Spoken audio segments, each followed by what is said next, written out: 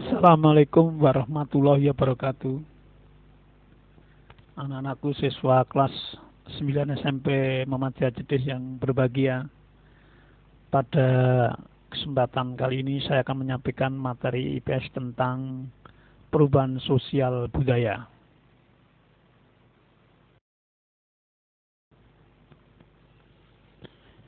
Setelah kegiatan pembelajaran selesai dengan melihat tayangan video, diharapkan kalian dapat 1. Menjelaskan pengertian perubahan sosial budaya. 2. Menjelaskan bentuk-bentuk perubahan sosial budaya. 3. Menjelaskan perubahan sosial budaya dilihat dari waktunya, pengaruhnya, dan perencanaannya. 4. Menjelaskan faktor penyebab perubahan sosial budaya. 5. Menjelaskan faktor penghambat perubahan sosial budaya. Sebelum kita mulai, marilah kita melihat perubahan bangsa Indonesia dari sebelum merdeka menjadi bangsa yang merdeka. Perhatikan baik-baik tayangan video berikut ini. Perhatikan foto di monitor. Kita awali dari bangsa Indonesia yang pada waktu dijajah mengalami peristiwa tanam paksa. Kemudian tiba waktunya pada tanggal 17 Agustus 1945 melaksanakan proklamasi kemerdekaan. Setelah kita merdeka, kita melaksanakan pembangunan di era globalisasi. Kemudian pada saat sekarang ini kita sudah bebas bersuara, ya, yang kita kenal dengan demokrasi.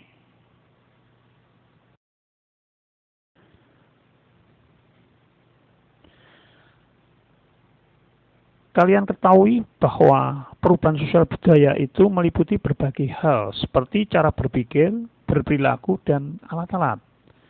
Dalam cara berpikir, masyarakat juga mengalami perubahan, misalnya perubahan dari berpikir magis ke rasional. Artinya, menerima segala sesuatu secara objektif dengan menggunakan pikiran yang rasional. Selain itu, terdapat juga perubahan dalam penggunaan alat dari tradisional ke alat yang lebih modern.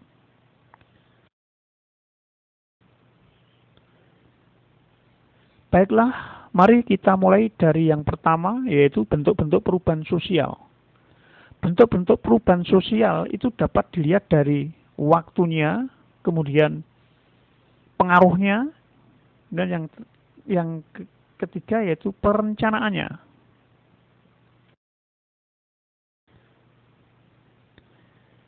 Kita mulai dari perubahan sosial budaya dilihat dari waktunya. Kita perhatikan foto di monitor. Yang pertama yaitu perubahan terjadi secara lambat. Mulai dari kehidupan masyarakat yang sangat tradisional. Kemudian yang di sebelah kanan adanya revolusi industri, yaitu perubahan yang terjadi secara cepat.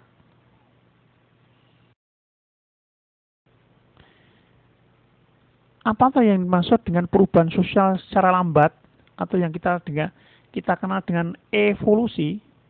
Perubahan sosial lambat atau evolusi adalah perubahan sosial yang memerlukan waktu lama dan diikuti oleh rentetan perubahan kecil yang terjadi secara lambat.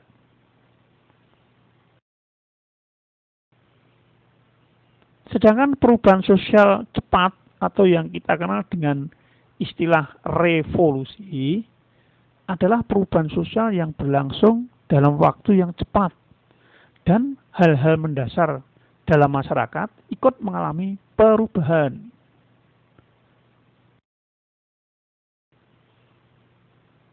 Sebagai contoh, revolusi industri itu membawa akibat dalam berbagai bidang kehidupan bagi negaranya ataupun bagi negara lain. Antara lain, A. Proses mekanisasi dalam usaha industri. B. Perdagangan makin berkembang. C. Transportasi semakin lancar. D. Berkembangnya urbanisasi. Kemudian yang E. Terjadinya kesenjangan sosial.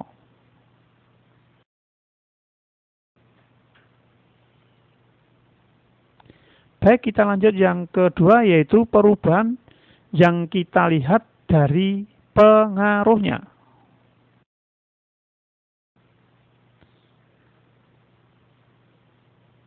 Ada perubahan yang pengaruhnya kecil. Apa yang dimaksud dengan perubahan yang pengaruhnya kecil? Perubahan yang pengaruhnya kecil merupakan perubahan yang tidak membawa perubahan pada unsur struktur sosial masyarakat. Artinya, perubahan tersebut hanya dianut oleh sebagian kecil orang yang menyukainya saja, sehingga perubahan ini tidak membawa pengaruh berarti bagi sebagian besar masyarakat. Nah, sebagai contoh perubahan model baju kekinian yang hanya digemari oleh anak muda saja. Sedangkan orang tua, kemudian balita jelas tidak berpengaruh.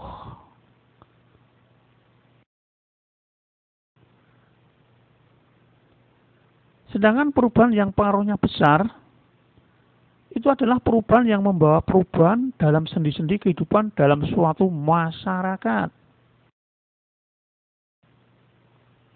Nah, sebagai contoh adalah revolusi industri. Jelas sekali bahwa revolusi industri akan membawa pengaruh yang besar dalam kehidupan masyarakat. Baik mengenai jenis pekerjaannya, tingkat pekerjaannya, dan sebagainya.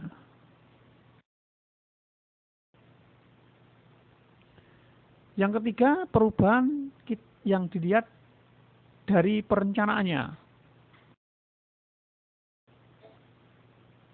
Yang pertama, perubahan yang direncanakan atau planet change, yaitu perubahan yang memang diinginkan dan dikehendaki oleh masyarakat atau pihak yang menginginkan perubahan.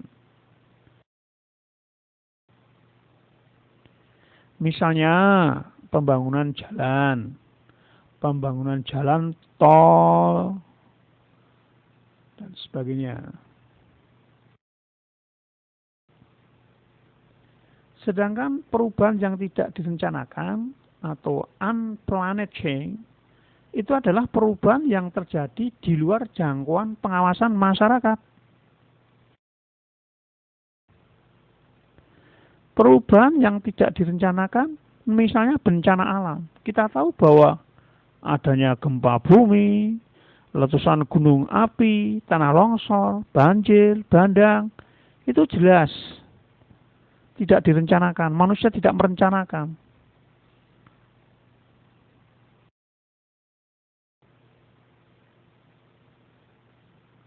Baik, kita lanjut. Faktor penyebab dan penghambat perubahan sosial budaya. Yang pertama, faktor penyebab perubahan sosial budaya. Yang pertama, bertambah dan berkurangnya penduduk. Yang kedua, penemuan baru. Ketiga, konflik. Keempat, terjadinya pemberontakan atau revolusi. 5, perubahan lingkungan alam. 6, peperangan. 7, pengaruh kebudayaan masyarakat lain.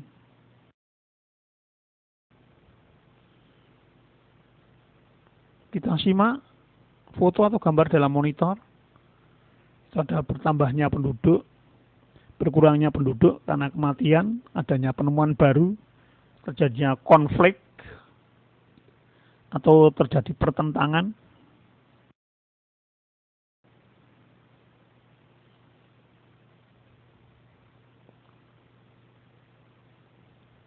Nah, terjadi pemberontakan, revolusi, perubahan lingkungan alam, adanya peperangan, adanya pengaruh kebudayaan masyarakat lain.